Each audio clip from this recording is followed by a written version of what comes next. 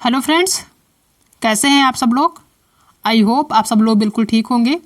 चलिए शुरू करते हैं आज की क्लास। आज की क्लास में डिस्कस करेंगे आपका जो बुद्धि लब्धि से संबंधित क्वेश्चन पूछा जाता है, यानी बुद्धि लब्धि से संबंधित हर सीटेट के एग्जाम में 1 नंबर का क्वेश्चन पूछा जाता है।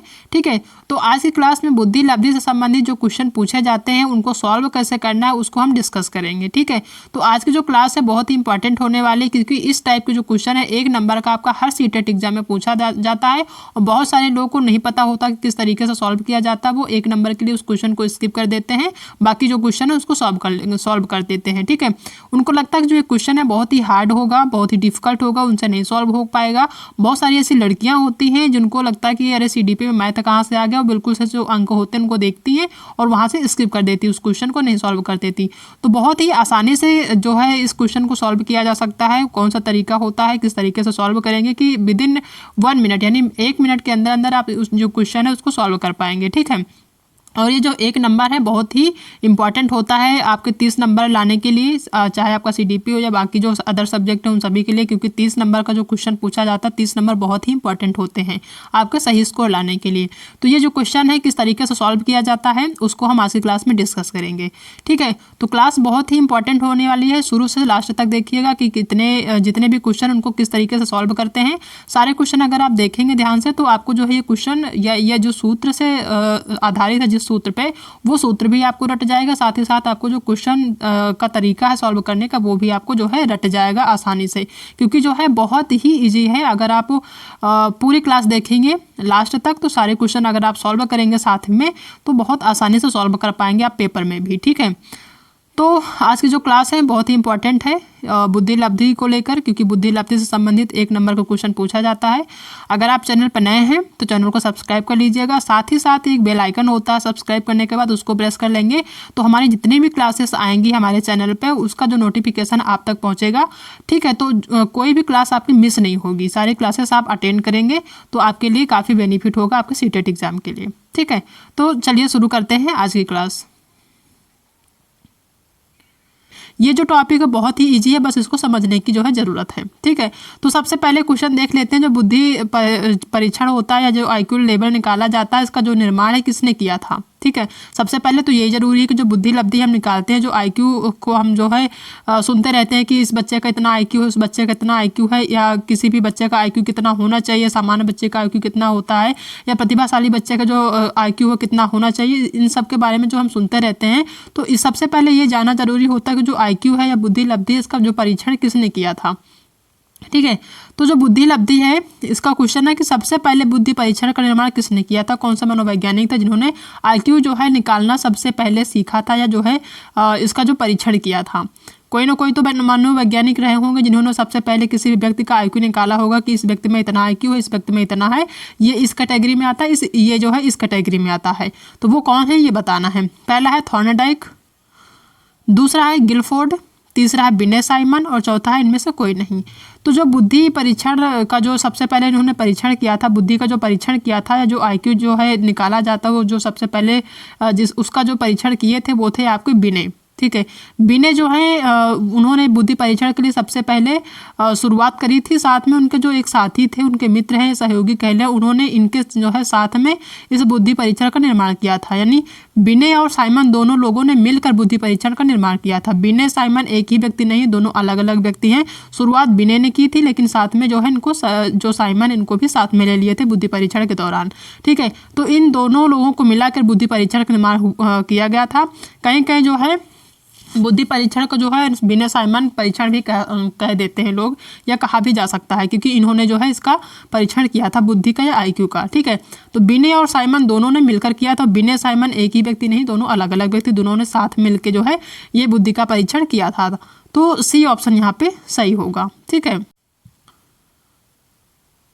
नेक्स्ट क्वेश्चन दिया हुआ है कि एक बालक की मानसिक आयु 12 वर्ष है और शारीरिक आयु 10 वर्ष है, उसकी बुद्धि लब्धि या बुद्धि लब्धांक क्या होगा। ठीक है, इस टाइप के क्वेश्चन आपको हर सीटेट एग्जाम में 1 नंबर का जरूर देखने को मिलेगा, ठीक है। बहुत या कई सारे नंबर के आपके देखने को नहीं मिलेंगे, भाई कई सारे क्वेश्चन नहीं होंगे, सिर्फ एक ही क्वेश्चन या 1 से 2 नंबर का क्वेश्चन देखने को मिलता है। ज़्यादातर एक ही क्वेश्चन पूछा जाता है, इससे ज़्यादा नहीं पूछा जाता, ठीक है। तो एक ही नंबर का क्वेश्चन आता है, लेकिन ये सॉल्व करना आपको जो है आना चाहिए, क्योंकि ये भी 1 नंबर जो है बहुत ही इंपॉर्टेंट है आप सभी के लिए। क्योंकि CDP जो है या कोई भी सब्जेक्ट जो आपके 5 सब्जेक्ट हैं उसमें सभी 30-30 नंबर के होते हैं, तो 30 में 30 लाने कंपलसरी होते हैं, तभी आपका स्कोर अच्छा जाएगा। तो 1 नंबर बहुत ही जो है इजी से आप ला सकते हैं, बहुत ही आसानी से ला सकते हैं। वो किस तरीके से ला सकते हैं वो हम आपको बताएंगे। अगर आपको इस टाइप के एग्जाम में क्वेश्चन देखने को मिलते हैं तो उनको सॉल्व करने का हम तरीका बताते हैं, किस तरीके से आप सॉल्व करेंगे, बहुत आसानी से सॉल्व कर पाएंगे, ठीक है। क्वेश्चन को क्या करना, ध्यान से पढ़ना। सबसे पहली बात, एक बालक की मानसिक आयु 12 वर्ष है, ठीक है। मानसिक आयु कितनी, 12 वर्ष है, और शारीरिक आयु कितनी, 10 वर्ष है। उसकी बुद्धि लब्धांक यानी कि IQ जो है लेवल बताना है कि कोई भी जो है बच्चा 12 वर्ष का है, उसके जो मानसिक एज है या आयु है वो 12 है, और शारीरिक आयु जो है वो 10 वर्ष है। तो उनकी जो IQ लेवल वो कितना है बताना है। इस टाइप के जो क्वेश्चंस होते हैं उनको सॉल्व करने के लिए एक सूत्र होता है, उस सूत्र को अगर आप ध्यान देंगे, थोड़ा सा समझेंगे तो आसानी से सॉल्व कर पाएंगे, ठीक है।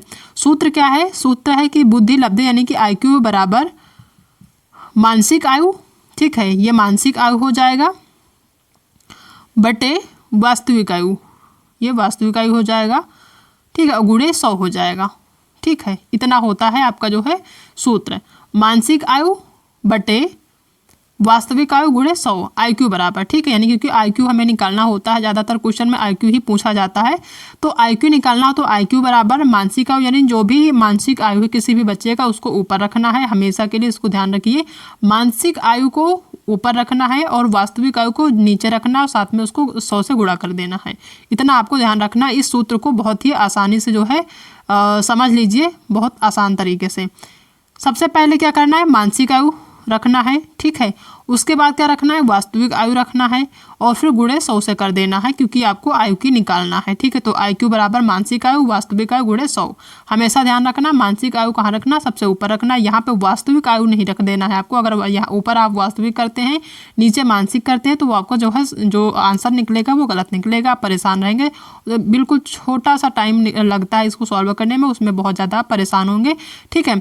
तो मानसिक आयु को क्या करना, सबसे पहले रखना है, वास्तविक आयु को नीचे रखना है, फिर उसके बाद गुणा जो है 100 से कर देना है, ठीक है। ये जो सूत्र है इसको ध्यान रखिएगा।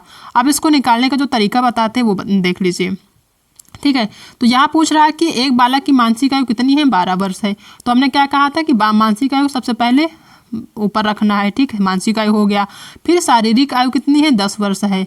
अब शारीरिक आयु कहीं कहीं आपको, हाँ यहाँ पे एक चीज़ बता दें आपको, कहीं कहीं यहाँ पे जो है वास्तविक आयु की जगह शारीरिक आयु पूछ लेगा, ठीक है, या फिर कोई और लैंग्वेज हो सकता है पूछ ले। लेकिन मानसिक आयु तो इसको तो आप समझ ही सकते हैं ना कि मानसिक आयु कह रहा है, तो मानसिक आयु कहाँ होगा, सबसे पहले होगा। उसके बाद जो शारीरिक आयु है या फिर वास्तविक आयु जो पूछ रहा है उसको कहाँ रखेंगे, नीचे रखेंगे। तो यहाँ पे वास्तविक आयु की जगह क्या कह दिया है, शारीरिक आयु, ठीक है। तो शारीरिक आयु को कहाँ करेंगे, नीचे कर देंगे। उसके बाद क्या करेंगे, 100 से जो है गुणा कर देंगे। IQ हमें बताना है, ठीक है। अब इसको सॉल्व कैसे करेंगे, बहुत आसानी से सॉल्व करेंगे। अब जैसे ये 12/10 है, गुणे 100 है, ठीक है। इसको क्या करेंगे, काट देंगे। अब 10 को अगर 100 से काटेंगे तो कितनी बार जाएगा, 10 बार जाएगा, 10 100 हो जाएगा। अब 12 और 10 को गुणा कर देंगे तो कितना हो जाएगा, 12 10 120 हो जाएगा। तो इसका जो आंसर आएगा यानी IQ बराबर कितना आएगा, 120 आएगा, ठीक है। IQ बराबर कितना निकल आया, 120। अब 120 इसमें कहाँ दिया हुआ, B नंबर, तो 120 इसका आंसर आएगा, ठीक है। वीडियो देखने के बाद जितने भी क्वेश्चन उनको आप अपने खुद से सॉल्व करिएगा, आप आसानी से सॉल्व कर पाएंगे, ठीक है। तो इसका B ऑप्शन 120 सही होगा। बहुत आसान रहा है, आपने देखा है कि कितना आसान रहा, ठीक है। ऐसे ही सारे क्वेश्चन आपको निकालने बहुत आसानी से निकाल पाएंगे।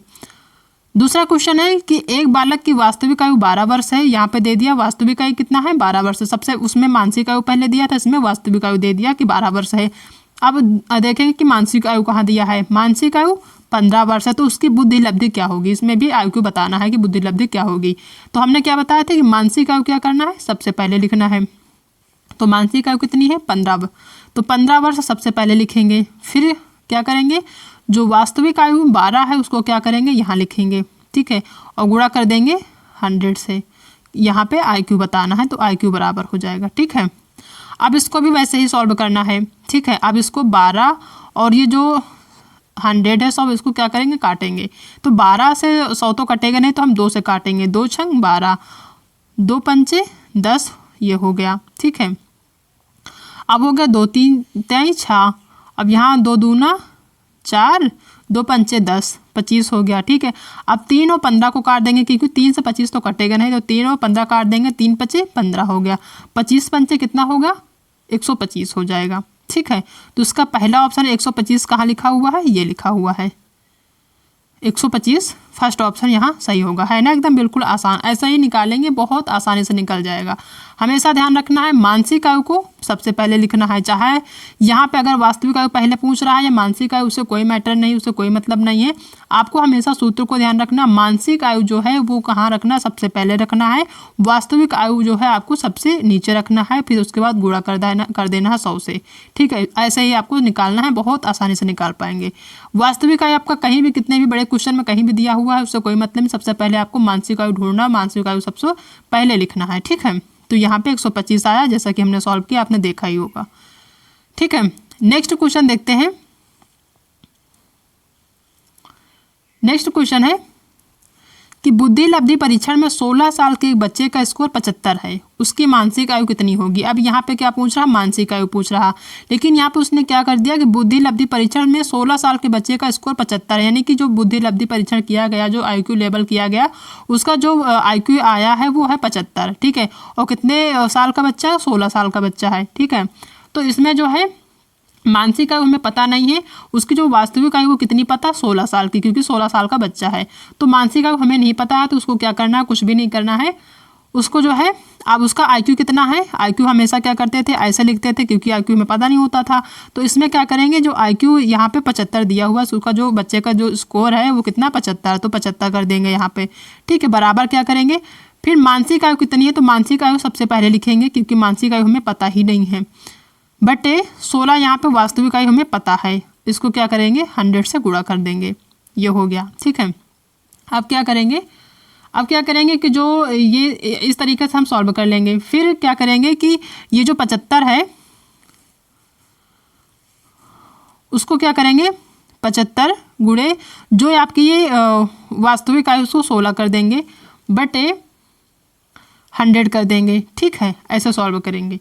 अब इसको काट देंगे। ठीक है, तो अब 75 को 100 से काटेंगे तो कितना हो जाएगा, मान लीजिए हम 5 से काटते हैं, बिल्कुल छोटे से काटना ताकि आपको समझ में आए। ठीक है, 5 से 5 दूना 10 तो जाएगा नहीं, 5 एक बार जाएगा तो 5 1 5 होगा, यहाँ बचा 2, 5 5 25 हो जाएगा, और यहाँ 5 दूना 10, 0 उतार लेंगे, हो गया। ठीक है, अब काटेंगे, 5 3 15, 5 चौक 20। ठीक है, अब ये 3 से 4 तो कटेगा नहीं, 4 से हम क्या कर देंगे, 16 को काट देंगे, 4 चौक 16। अब 4 और 3 यहाँ बचा हुआ, 3 ये बचा, इसको क्या कर देंगे, गुणा कर देंगे, क्योंकि यहाँ पे गुणा का निशान है, तो कितना स्कोर आएगा, 12 आ जाएगा। ठीक है, अब 12 देखते हैं, कहीं ऑप्शन में दिया हुआ है, ऑप्शन में तो 6 वर्ष, 8 वर्ष, 10 वर्ष और 12 वर्ष, ये 12 वर्ष दिया हुआ है, ये आपका 4th ऑप्शन यहाँ पे निकल आएगा, यानी कि उसकी जो मानसिक आयु कितनी होगी, 12 वर्ष होगी। ठीक है, तो ऐसे ही सिंपल आपको निकालना है।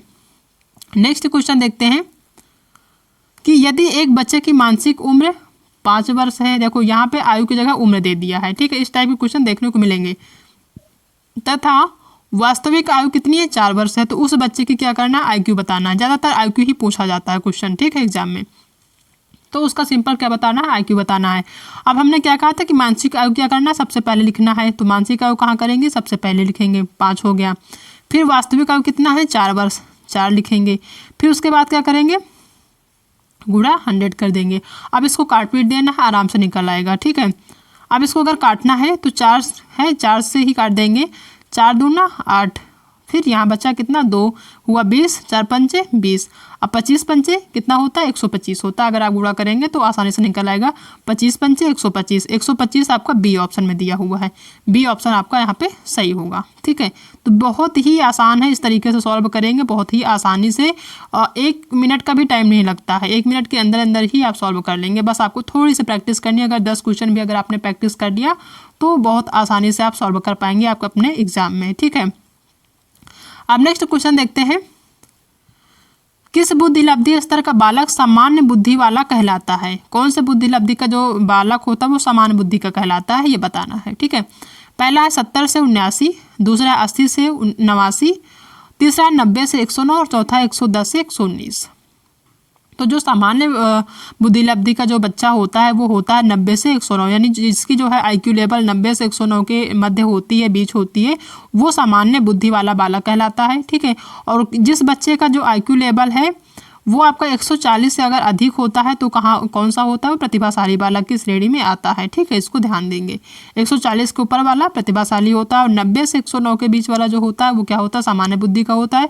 और 90 से कम के जो बुद्धि लब्धि वाले बच्चे होते हैं वो आपके क्या होते हैं, मंद बुद्धि के होते हैं। ठीक है, इसको ध्यान रखिएगा। तो यहाँ जो सामान्य बुद्धि है वो 90 से 109 के मध्य माना जाता है, तो थर्ड ऑप्शन सही होगा। नेक्स्ट क्वेश्चन देखते हैं कि जिन बालकों की बुद्धि लब्धि डैश है साधारणतः उन्हें मानसिक न्यूनता ग्रसित की श्रेणी में रखते हैं, यानी किन बच्चों को जो है मानसिक न्यूनता ग्रसित की श्रेणी में रखेंगे, यानी किस बच्चों की जो बुद्धि लब्धि वो कितनी होनी चाहिए जिससे उनको मानसिक न्यूनता की श्रेणी में रखा जाता है या रखते हैं। ठीक है, यानी सिंपल से बताना है, क्वेश्चन का जो मतलब है यही है कि मानसिक न्यूनता यानी जो मानसिक रूप से जो कमज़ोर बच्चे होते हैं उनका IQ लेवल कितना होता है। ठीक है, ये बताना है। पहला है 70 से कम, दूसरा है 70 से ऊपर, तीसरा है 80 से 100 के बीच, या फिर इनमें से कोई नहीं। तो जिन बच्चों के जो मानसिक लेवल कहेंगे कि एक मानसिक रूप से मंद बुद्धि है या मानसिक रूप से कमज़ोर हैं, उनका जो IQ लेवल होता है वो होता है आपका 70 से कम। अगर 70 जो IQ होता है उससे कम है तो उन्हें माना जाता है कि इनका जो मानसिक क्षमता यानी कि जो उनका मस्तिष्क है वो जो है डेवलप नहीं हुआ है, वो मानसिक रूप से कमज़ोर है। तो 70 से कम जो है उनका मानते हैं ऐसा। फर्स्ट ऑप्शन सही होगा। नेक्स्ट क्वेश्चन देखते हैं कि भाटिया बैटरी का प्रयोग निम्न में से किसके मापन हेतु किया जाता है। भाटिया बैटरी से संबंधित भी क्वेश्चन पूछा जाता है, कभी कभी पूछ लिया जाता है, तो इसको भी आप समझते रहिए कि जो भाटिया बैटरी है ये इसका जो मापन है किसके लिए किया जाता है, व्यक्तित्व के मापन के लिए, रुचि के लिए, बुद्धि के लिए, फिर अभिक्षमता के लिए। तो जो भाटिया बैटरी का प्रयोग है उसका जो मापन है या परीक्षण है वो जो है बुद्धि परीक्षण के लिए किया जाता है। ठीक है, तो सी ऑप्शन सही होगा। नेक्स्ट क्वेश्चन देखते हैं कि 5 वर्ष कहीं कहीं आपने देखा कि उसमें जो है अंक में दिए थे, लेकिन यहाँ पे शब्दों में दिया है कि 5 वर्ष की राहुल की मानसिक आयु 8 वर्ष है। ठीक है, यानी राहुल है उसका जो मानसिक आयु कितना है 8 वर्ष है और जो है वास्तविक आयु कितनी है 5 वर्ष है। अच्छा, एक चीज़ हम यहाँ पे बता दें कि आपको अगर कभी कभी होता है ना, जैसे यहाँ पे वास्तविक आयु जिसने सिंपल सा नहीं दिया है, ठीक है, सिर्फ मानसिक आयु दिया है, तो आपको इसमें जो वास्तविक आयु है उसको ढूंढना बहुत ही आसान है। मानसिक आयु अगर 8 वर्ष दिया हुआ है, ठीक है, तो उसकी जो पहले की जो एज है वो आपकी जो वास्तविक आयु ही होगी, अब वास्तविक एज ही कहलाएगी, भले ही उसमें न दिया हो। ठीक है, तो 5 वर्ष का जो राहुल है ये आपकी उसका जो है वास्तविक एज हो गया 5, और जो 8 है वो उसकी मानसिक एज हो गया। ठीक है, और IQ इसमें बताना है, बुद्धि लब्धि कितनी होगी ये बताना है। ठीक है, तो सिंपल वही आपका सूत्र जो है मानसिक आयु बटे वास्तविक आयु गुणे 100 वही आपको लगा देना है। तो मानसिक आयु कितनी है 8 वर्ष, 8 यहाँ पे कर देना है। नीचे जो करेंगे बटे 5 वर्ष है उसकी जो है वास्तविक आयु हो गई 5 कर देंगे, गुणा क्या कर देंगे 100 से कर देंगे। IQ यहाँ पे निकालना है। ठीक है, अब इसको क्या कर देंगे सिंपल सा गुणा भाग कर देंगे। अब 5 से काटेंगे, 5 एकम 5, 5 दूना 10, 0 को उतार लेंगे, कितना हुआ 20 हो गया।